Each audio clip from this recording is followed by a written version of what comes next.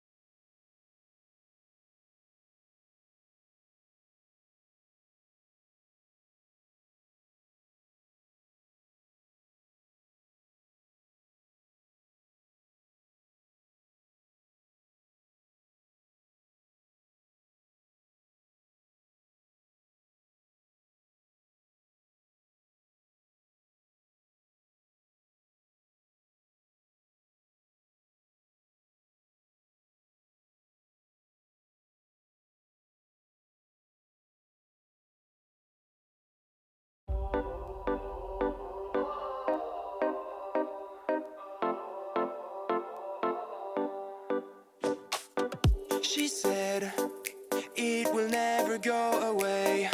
I know there is nothing left to say. Can we try to hold on just for now, even if we don't know how to show them what we're all about?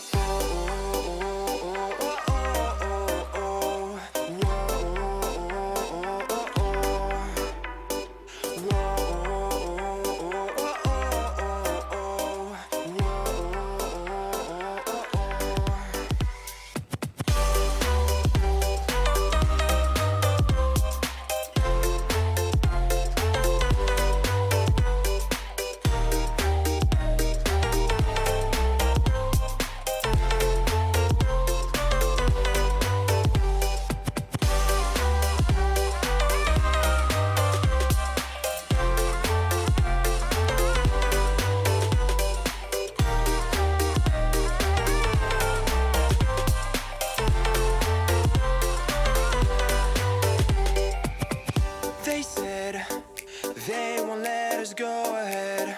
Red lights, should we just go back instead?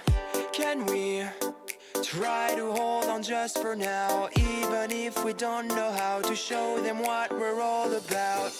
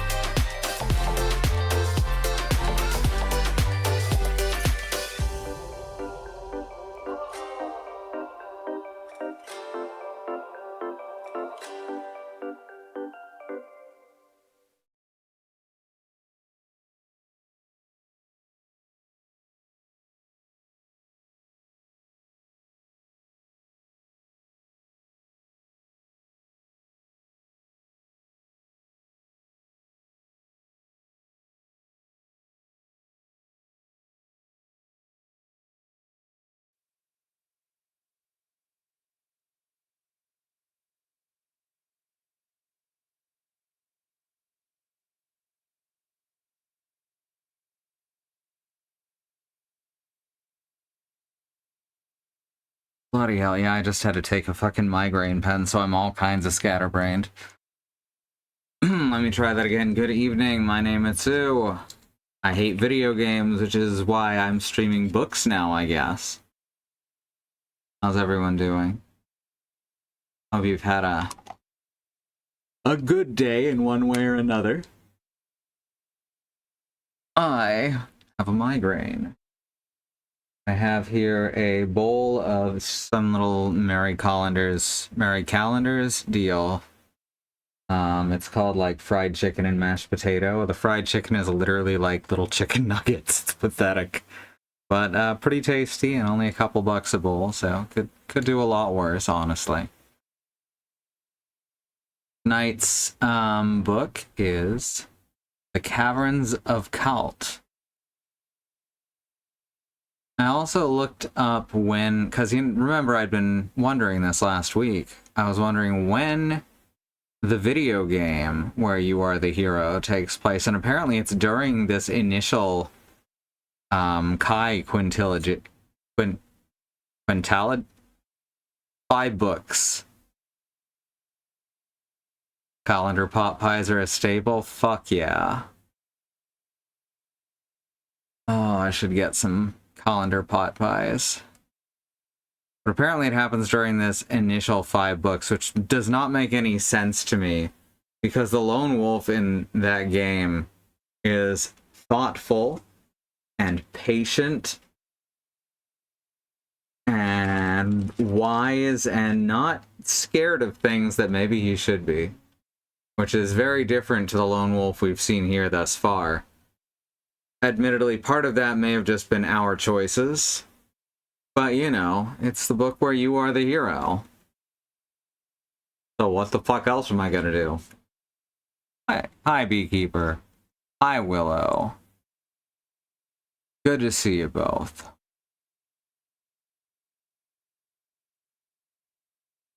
Alright, let's see. There's the button I press. There it is. There's our book. I've re-entered the stats because, for whatever reason, Stats Keeper is not working. Like, whatsoever.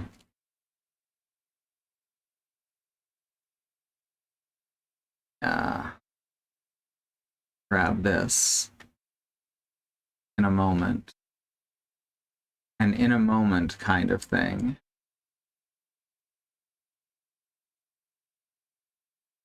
Alright, now we're ready. Ish. Oh yeah, gonna have to wait a minute for this to finish kicking all the way in. There's this tightness, is the best way I can describe it, that you feel after taking a triptan for a migraine. It feels like that part of your head is being squeezed. Funny, because I think they're vasodilators. So it should really feel the other way around.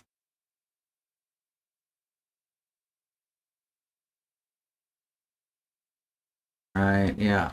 This is who Joe Deaver and Gary Chalk are.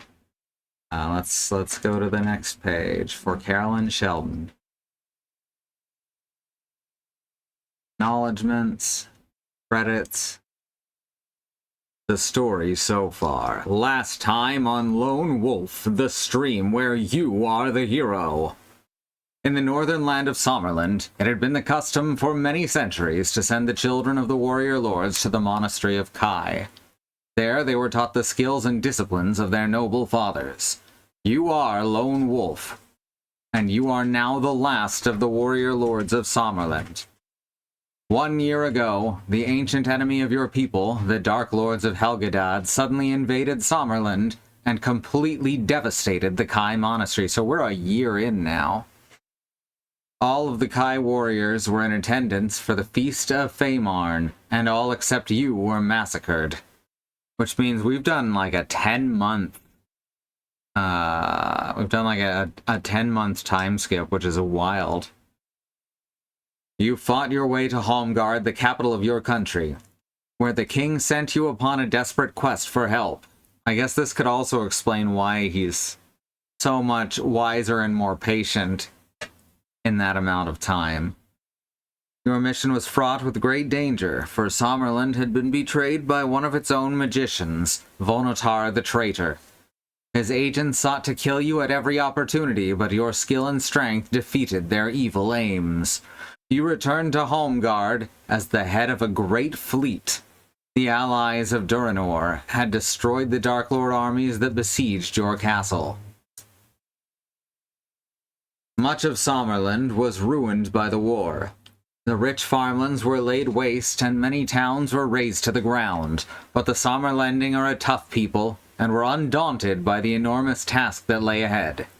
They set about the rebuilding of a war-torn Sommerland with such determination of Let me try that again. They set about the rebuilding of war-torn Sommerland with determination that now, 1 year later, few of the scars of war remain visible.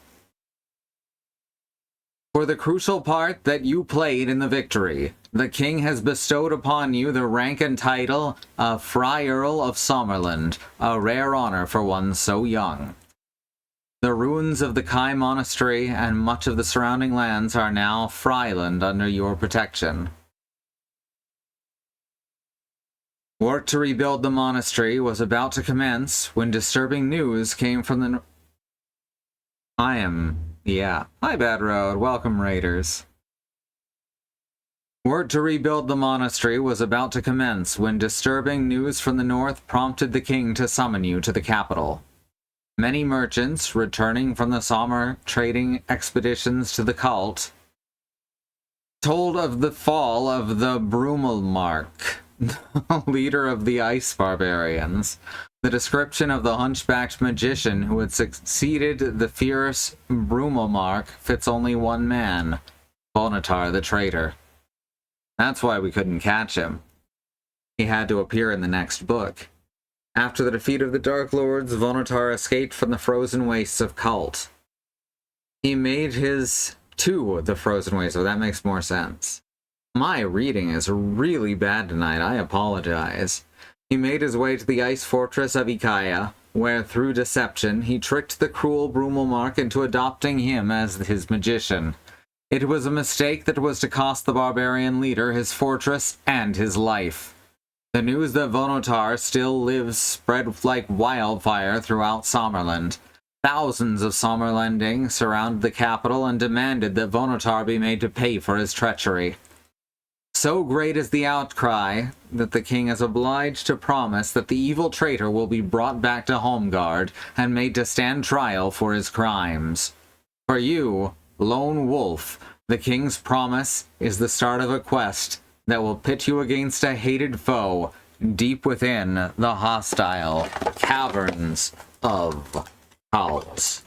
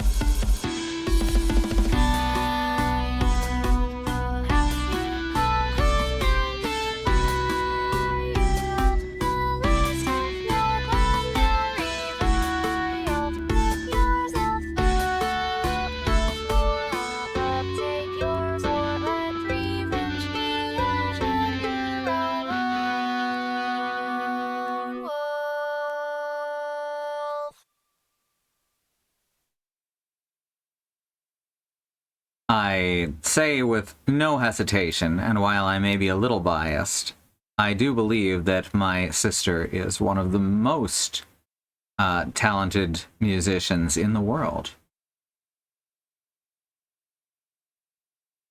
Anyway, let's keep going.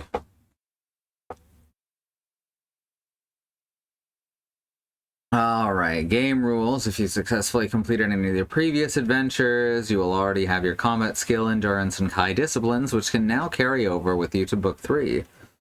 You may also carry over any weapons and special items that you held at the end of your last adventure, and these should be entered in your new action chart. You're still limited to 2 weapons and 8 backpack items. You may choose one bonus Kai discipline to add to your action chart for every lone wolf adventure you have successfully completed. Then read the section on equipment for Book 3 carefully. Alright, our next discipline. We have the options of Camo, Mind Shield, Mind Blast, and Mind Over Matter. That's 3. We kind of think twice if you hardly think once, you know? We didn't take any mind disciplines whatsoever. Alright, what do y'all want here?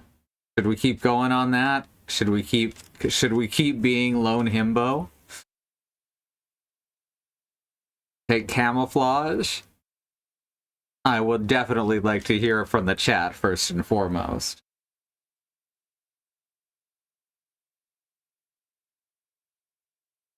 Time to branch out. Ah.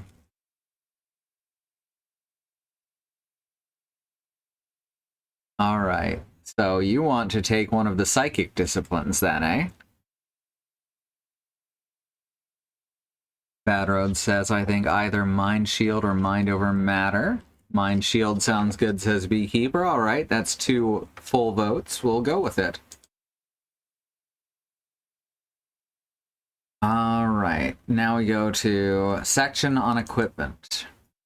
Disciplines we're done with. Equipment. Alright. Before leaving the northern ports of Anskaven, you are escorted to the city hall and equipped with special winter boots, a tunic, a fur-lined coat, and mittens. You are given a map of Kalte and a pouch of gold. To find out how much gold is in the pouch, we roll a d10. 2. We got 2 gold. Sorry, we got 12 gold. Oh shit, I forgot to write in how many crowns we already had.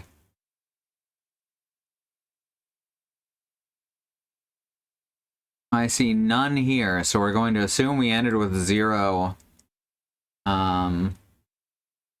With 0, so we're just at 12 now.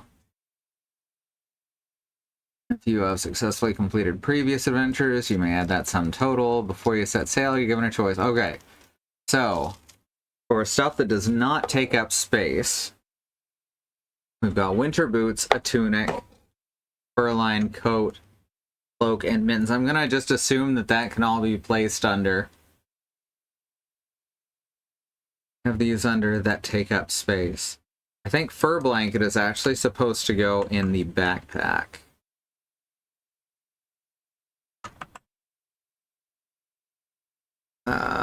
Coach ticket does not take up space. Lomspur oil does. I remember that counts. I don't think we'll need it. We do have the counterfeit red pass. Though I don't know if we technically know it's counterfeit. Alright, before you set sail, you're given a choice of the following items in addition to those you already possess, but remember you may only carry 2 weapons. So we've got the Sommersword, which counts as a one-handed sword, but it's also a weapon-like special item. So it doesn't count towards our weapon total.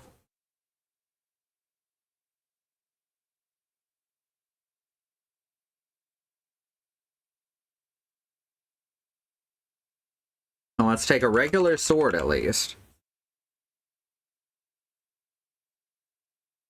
Oh, and we can actually add a padded leather waistcoat, which adds 2 endurance points. Or we could take another Lomspur potion. That one's only 4 EP. Meals, broadsword. Special rations we probably won't need immediately. I think the padded leather waistcoat is our best bet here.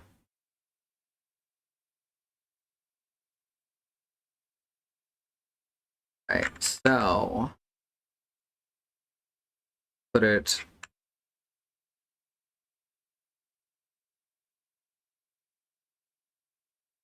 added. We don't get a shield option here. That's interesting. So that was just for that one book. Good thing we held on to it. Coat, which equals +2 EP.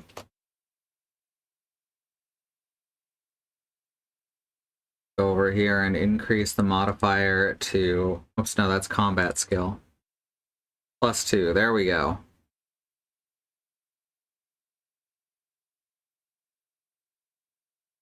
Alright, that all looks good. It's all automated here.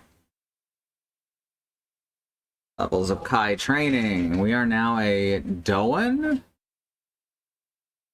Beyond the 10 basic skills of the Kai Master, await the secrets of higher Kai disciplines or Magna Kai and Kai Grand Master. Alright, we were already an initiate. So we're a Guardian now.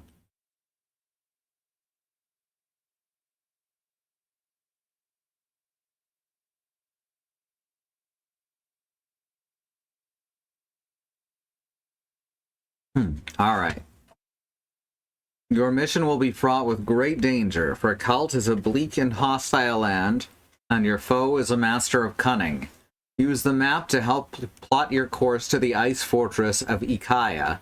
Make notes as you progress through the story, for they will be of great help in future adventures. Many things that you find will aid you during your adventure. Some special items will be of use in future Lone Wolf adventures, and others will be red herrings of no real use at all, so be selective in what you decide to keep. Did I ever write in fur? Yes, I did. Good. This seems like if the fur blanket is going to be used at any point, it's going to be in this book. Wasn't Doan the Elder of Aris Dome? I don't know that one. I don't know that reference. I assumed that he was Doug Dimmadome, you know, the owner of the Dimsvale Dimmadome. I love that man's hat. I've seen several YouTubers comment on Fairly Odd Parents. And talking about how, what is his name, Bruce Halford, accidentally made a really sweet trans-positive episode without really understanding what he was doing. I haven't gotten to see it yet, but I can absolutely believe it. Chrono Trigger, right. Oh shit. Been a long time.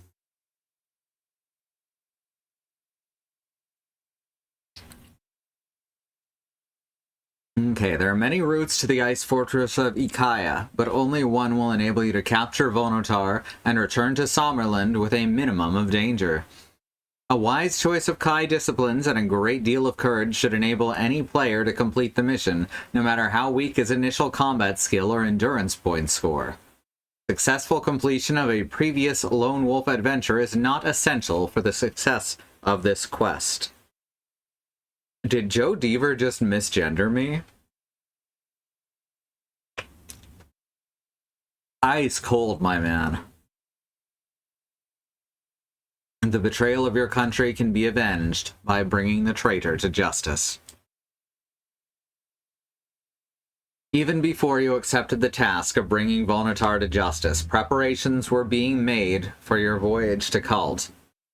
The captain of the Sommerlanding warship, Cardinal, having returned from a long Kalter Sea patrol, was ordered to await your arrival at Anshaven. During the night, food, ice, equipment, and canoe dogs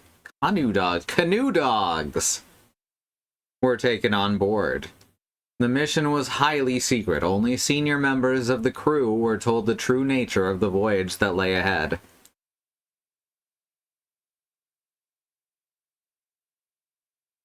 Trying to think when this came out, it was like 84 or something like it was. I think that this book is older than I am. Yeah, 1984. So he misgendered me from like over 4 decades in the past. That's some time travel shit.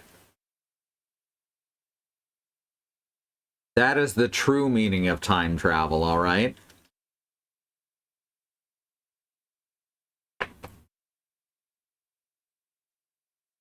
The plan is to set you ashore at Hull Bluff, drop anchor, and await your return. An elite team of trusted guides will lead you from the bluff to Ikaya. Yeah, that's not going to happen. Once inside the ice fortress, you are to hunt down and capture Vonotar, and then return with your guides to the ship. We've had multiple people as guides, and things haven't turned out well for them. In 1984, I moved from Louisville to Nashville and relaunched. Hell yeah!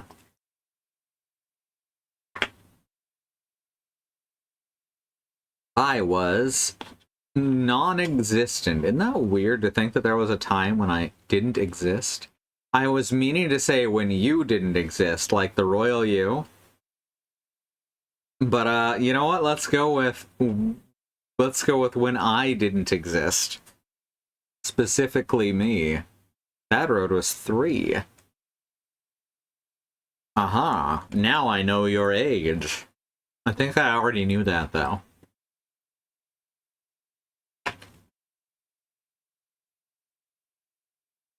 Alright, your mission must be accomplished within 30 days at most, for winter is coming.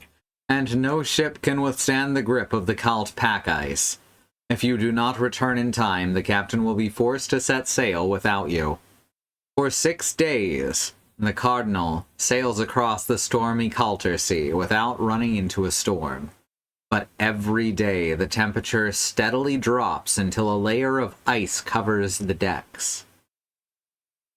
On the morning of the 7th day, the snow-capped island of Tola is sighted on the horizon. Soon after, a light wind rises from the east. Okay, so I want to say this. If at any point we wind up in an unrecoverable position in one of these books, then the next week we will repeat that book with the knowledge we've gained. Willow was 10. Wow, we got a pretty wide age range up in here.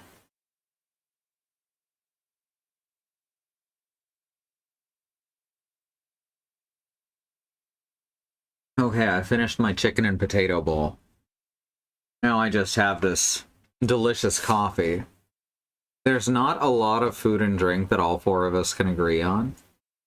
But this Rudamaya dark roast, abso-fucking-lutely. So good. Alright. For 6 days, the Cardinal sails across the stormy Kalte Sea without running into a storm. But every day, the temperature steadily drops until a layer of ice covers the decks. On the morning of the 7th day, Lone Wolf slipped and fell on his bum. On the morning of the 7th day, the snow-capped island of Tola is sighted on the horizon. Soon after, a light wind rises from the east. Beekeeper was 21 that year. Spent my 21st birthday in a gay bar. Hey, I can definitely think of worse ways to spend my 21st birthday. Hell yeah.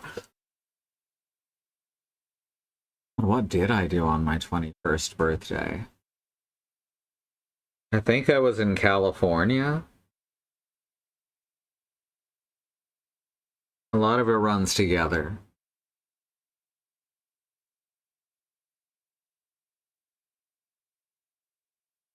At first, there appears to be little danger. But within half an hour, a furious blizzard is blowing, and all sight of land quickly vanishes in the scudding drift. Scudding drift sounds like a British soap opera that's been on the air for at least 15 years. All day, the furious gale rages. Tremendous winds slice the tops of the huge gray waves, and water crashes over the decks, the masts, and the rigging of the ship, freezing almost immediately into solid ice. The sides of the ship become several feet thick with seawater. It is not until early evening that the weather clears, and although the wind still blows strongly, the force of the gale is spent. You are soon to discover that the gale has blown the ship nearly 30 miles off course along the lip of the Luke ice shelf. We're just going to say luck. That seems like the easiest mispronunciation. You know that to return to the Hall Bluff would waste a precious day, so you decide to land on the ice shelf and start your mission from there. What a great way to start things off. As the last of the canoe dogs are carried ashore, your guides tell you of the two possible routes to Ikaya from here. The first route involves a 130-mile trek to Cloudmaker Mountain, and then, following the difficult terrain of the Viad Glacier, a further 100 miles must be covered before you arrive at the Ice Fortress. The alternative route involves a longer journey of nearly 180 miles into the Road Basin, followed by a trek of 100 miles through the Storm Giant Pass to Ikaya. Even if the weather and your luck hold good, either route will involve 10 days of hard trekking before you reach your goal. You should consult the map of Kalte before making your decision. Take a look at the map of Kalte. So we're at Look Sound, or no, we're at the Look Range. We can either go through the Rod Basin to Storm Giant Pass. This is gonna be a pain in the ass either way, huh?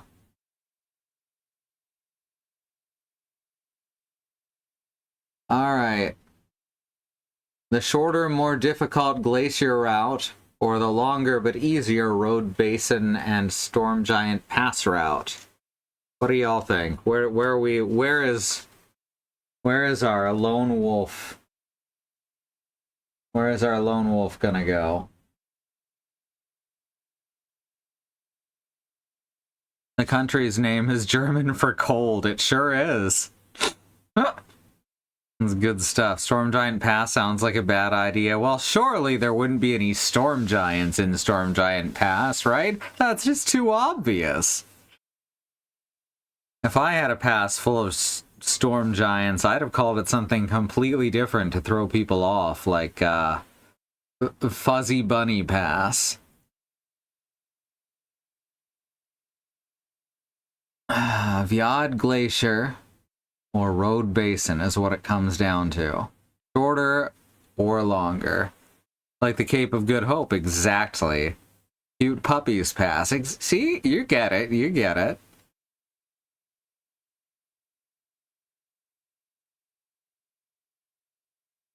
Gotta refresh my window here because it decided that Willow and Beekeeper would have the same name color there for a sec. Okay, that's fixed it.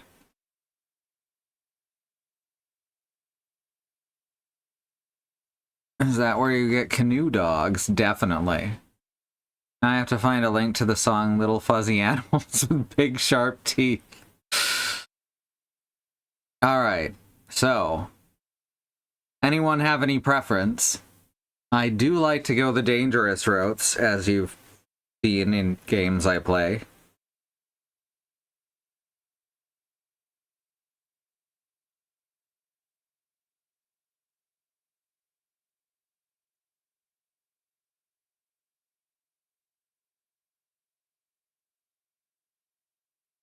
The safe route sound does tend to have more ambushes. Yep. Cute Puppy Pass. Alright, that's since your enemies like to go there. Alright, so that's 2 votes for Cute Puppy Pass. Alright, let's do it.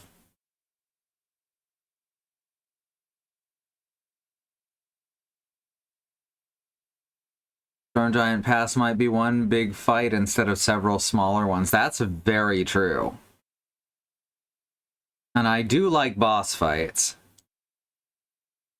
You are to travel to Ikaya by sleds. 2 sledges have been loaded with enough food and equipment for the mission, even drawn by a team of 6 canoe dogs. Each drawn by a team of 6 canoe dogs. We have 12 canoe dogs. How great is that? Can you imagine all the pettings you could give them?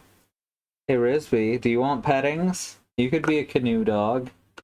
He's not even reacting to me saying his name. He is zonked.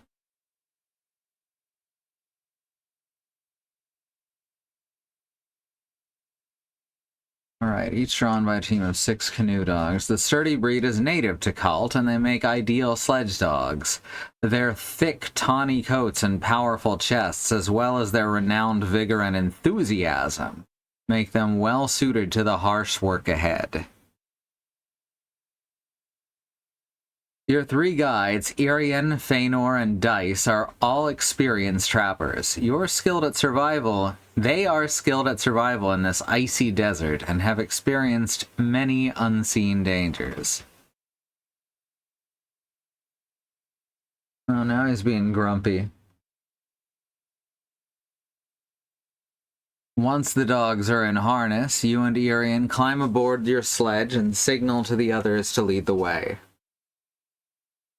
Staring across the frozen expanse of the Look ice shelf, you see the white glare of the Rod Basin edge. Ice blink, they call it, says Irian, his eyes glinting from deep inside the hood of his fur jacket. It's the reflection of the ice shelf. It looks no more than 4 miles away at most, but it's nearer 40 than 4. The air of Kalte can be very deceptive. Yes, they are in fact sled dogs. The weather is bright and windless, and you make excellent progress on the first day. As darkness sets in, you decide to set up camp for the night. The sledges are drawn together, and the tent is erected in the salient away from the wind. We do have Sixth Sense, so let's find out what happens next. You get an uneasy feeling that someone or something is watching you. You leave the tent and peer into the night for some sign of life, but the snow and the darkness hide everything. Reluctantly, you return to the tent and go to sleep with one hand by your weapon in case of a surprise attack. When you awake, you sense that something has changed. It takes nearly a minute to realize that the incessant howling of the night winds has ceased.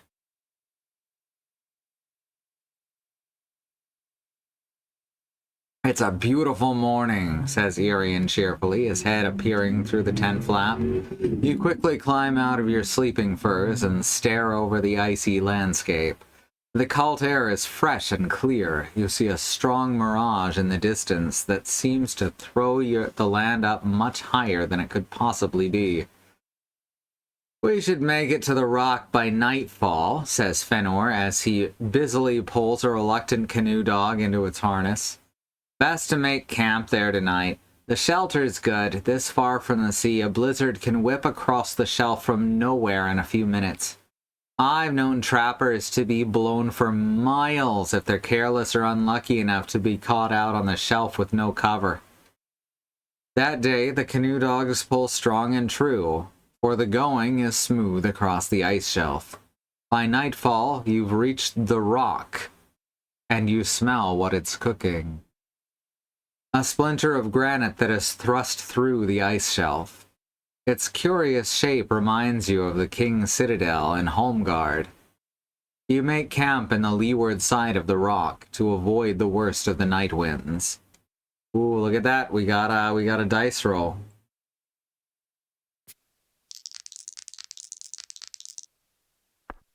We got a 7. But is Gordon Sumner still watching us? I'm pretty sure, yes.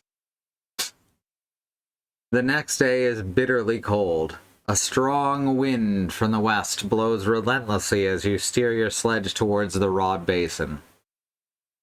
The snow clogs your eyes and your lips crack and bleed. But by midday, you reach the edge of the basin. Irian and Dice's sledge arrives at the ice wall first, and they eagerly encourage you onward. Without any warning, a great crack appears between the two sledges, opening with a tremendous roar until you're faced by a huge dark crevasse. Frantically, you pull on the reins, but it's too late to prevent your canoe dog team from disappearing into the crevasse, while the team of howling canoe dogs dangle helplessly in their harnesses below you. Very carefully, you risk a glance into the chasm. You see that the first two dogs have broken free and dropped over 150 feet to the ledge below. One of them appears to be dead. The other is badly injured, and whimpers beside the still body of its comrade. Suddenly a shudder jolts the sledge, and you gasp with fright. Well, dang, I didn't know we were going to see animal death today. That sucks.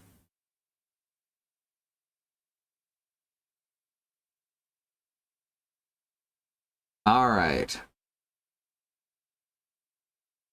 Do we crawl with Fenor to reach the sledge, or try to leap clear of the sledge onto the cracked ice? Both sound like bad ideas, if I'm being honest. We gotta figure out what the lesser of the evils is. This is why you should always bring a rope. Save the dogs. We have that option?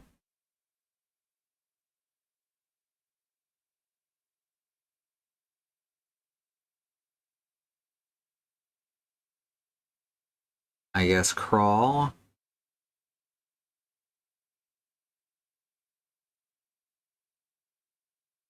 If we leap, I think Fenor might be in trouble. Very true.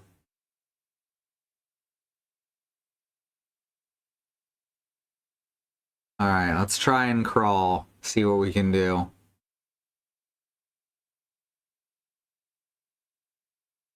You gingerly inch your way to the rear of the sledge.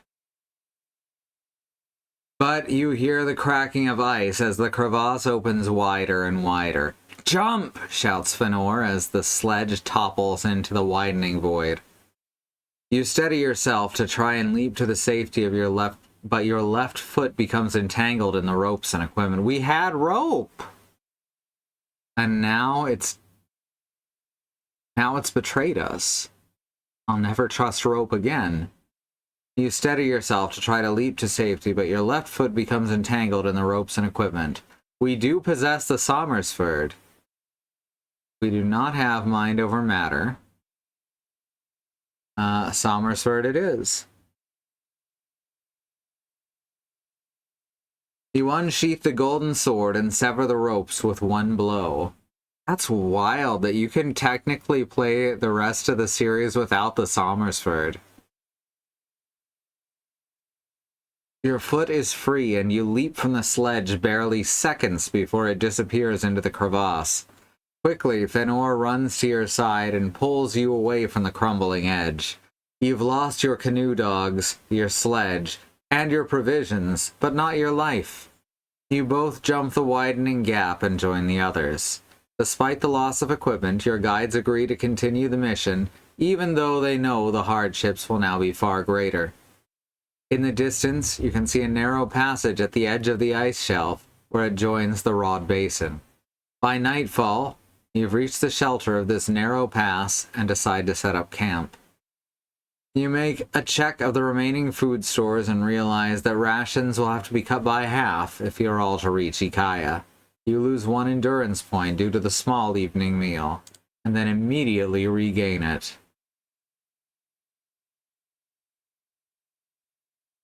Never bother to write down equipment at the start, it'll be gone by the third scene. It sure fucking seems like it, huh? We're getting Samus Aran in here. Samus Errand. The next morning arrives bright and windless. The sun pierces the thin layer of cloud, bathing the east in a soft pink glow. This beautiful vision reminds you that your Kai masters once told you that the light of Kalte is unlike anywhere else in Magnamund. Aurora Borealis. With tent and equipment packed, you leave the pass and venture out onto the Rod Basin. 100 miles of open ice now lies between you and Storm Giant Pass. At first, the journey is easy. The basin has been worn smooth by the wind, and no crevasses lurk unseen beneath the hard, dense snow. But at dawn of the third day, events take a turn for the worse. You're awoken from a deep sleep by Dice shaking your shoulder. He's frightened. What's wrong? You ask, still bleary-eyed and sleepy. Oh my god! Lone Wolf said something. I think that's the first time Lone Wolf had said something, except for just implied dialogue from the choices. Ice barbarians. On the horizon, 20, maybe more. 5 wind sledges and a warrior escort. I think they've seen us. In an instant, you have all climbed out of your sleeping furs and begun to pack away the tent. Dice is correct. They are ice barbarians, and they are heading toward you from the west. If they catch us, we're good as dead, says Feanor as he ties the last of the equipment to the sledge. The ice barbarians of Kalte are a fierce and warlike race of nomads. For thousands of years, they've traveled this icy wasteland, trapping furs and herding mammoths. Their only contact with the rest of Magnamund is through the trading post of Look. In summer, when the coast around Look is free from ice, they journey there to trade their furs for weapons and tools, as there's no iron or wood in Kalte. They hate all except their own kind, and kill anyone they find who dares to trespass in their icy domain. You soon hear their war cries less than 3 miles distance, and for the first time since you landed, you pray for a blizzard to hide your escape.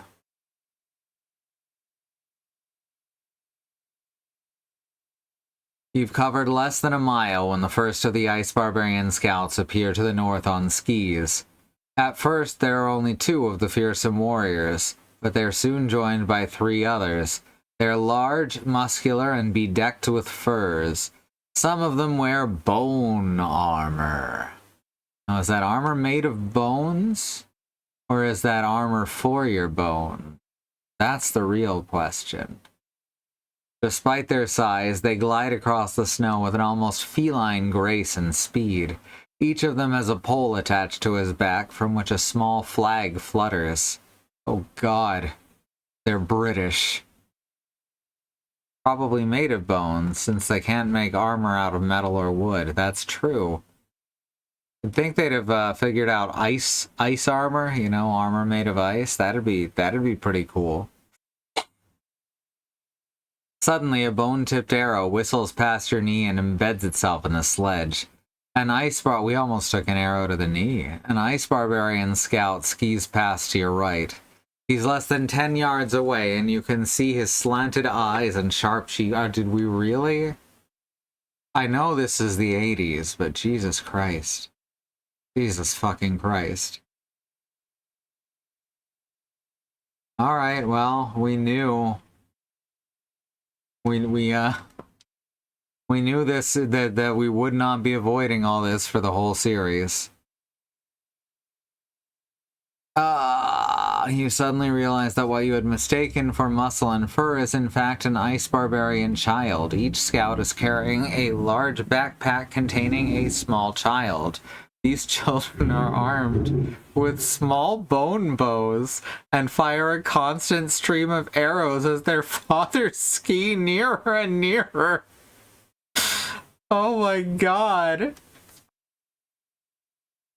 Oh my god, let's not look at that. Let's not look at that art too much. Oh my god, suddenly Irian falls, an arrow buried in his back. Dice runs to his aid, but is shot down before he's taken a dozen steps. Feanor is hit. An arrow passes straight through his throat. He bravely staggers on for nearly a minute before collapsing in the snow. You're on your own. An ice barbarian scout skis past to your left and returns toward you head on. He has a spear under one arm, which is leveled at your chest. So we can either try and fight this guy or try to escape.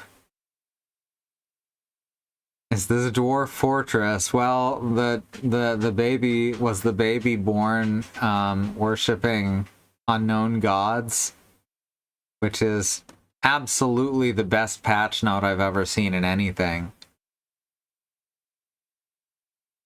Beekeeper says fight. Yeah, I can't imagine we have much of a chance to get away on this turf, right? I imagine that was your logic as well. All right, let's fight. The Ice Barbarian Scout is on skis. You'll only be able to fight one round of combat before the momentum of his attack carries him past you.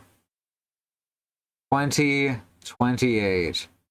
You sustain a higher endurance point loss than the enemy in this one round of combat. All right. Let's see, one round of combat. 28. And fight. I took no damage.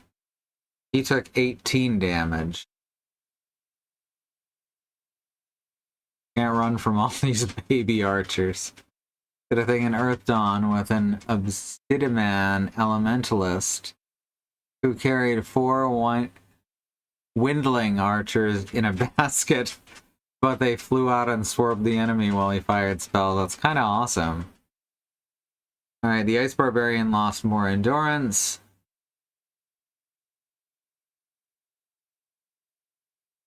Your attack has caused the Ice Barbarian Scout to lose his balance. We just clotheslined this man. He tumbles in a flurry of snow and broken skis. The fur-clad child rolls clear of his father's backpack and lies face down in the snow less than 10 feet away. The Ice Barbarian Scout is badly dazed by the fall, but is already attempting to stagger to his feet. We can grab the child as a hostage. What the hell?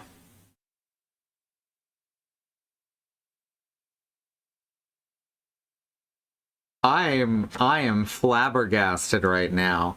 I thought this was the book where I was the hero.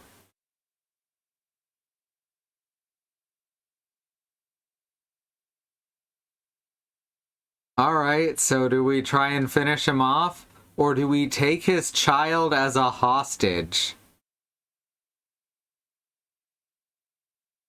Alright, let's finish him off.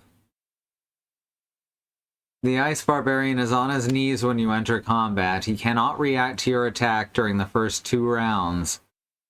Oh my god. Ignore any endurance points you lose during the first 2 rounds of combat. Alright. Now that should be set to 0.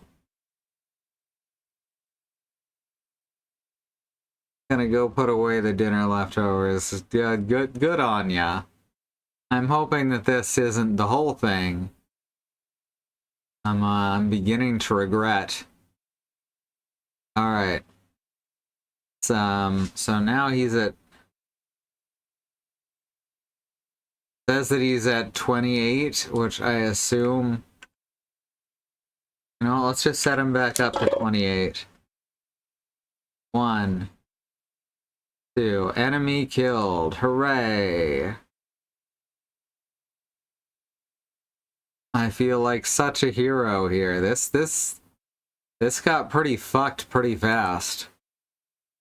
The dead Ice Barbarian's child cowers over his father's body and stares at you with hatred blazing in his eyes. You notice that the other Ice Barbarian scouts are closing in and you must act quickly to save yourself. And now we're taking the child as a hostage, too. He bites, scratches, and kicks free himself from your grip. Alright. He managed to hang on to the struggling... No, I'm done. Holy shit, I am done. Wow.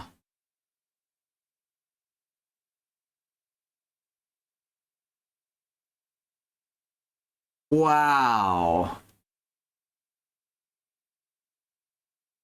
Yeah, that too, Bad Road. Whew.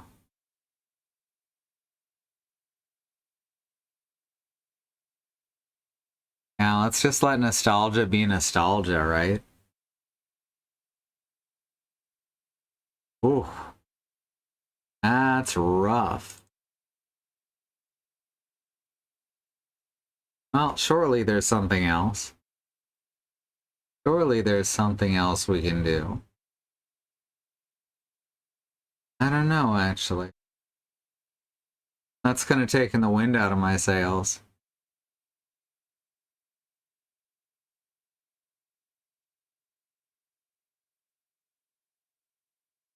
No, I don't think I do want to see if the other path was better. Oh, fuck.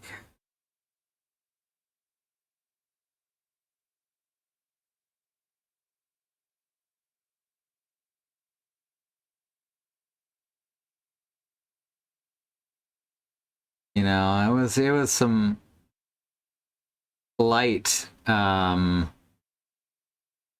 racist shit in the previous books. But wow, that got real bad. Oh, real quick.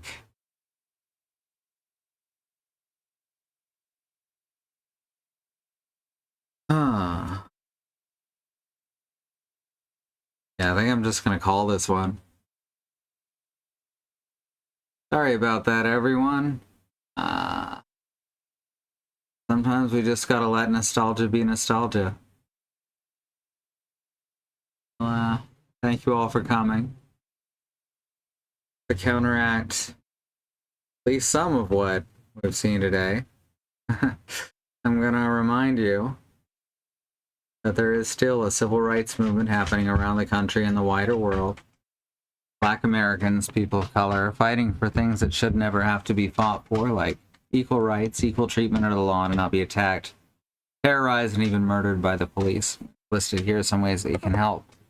They include the Bail Fund Network to help keep protesters out of jail, the Okra Project and the Black Trans Travel Fund to help Black, trans, and non-binary people with food, supplies, and travel out of dangerous situations, and the Black Hills Legal Fund, the Lakota People's Fund, to take back their land, which was stolen by white people, arbitrarily renamed to Mount Rushmore, and then had some white slave owners' faces carved into the side of it. Black lives matter, the lives of people of color matter, indigenous lives and lands matter. Asian and Pacific Islander lives matter, and these are things we gotta keep saying and pushing and fighting for, so that people all the way to the top not only understand and acknowledge them, but work to make them real, protected truths. Alright, we'll figure out something to do next time, but for now, my name's Sue, I hate video games. Give my regards to the next frog you meet. Good night.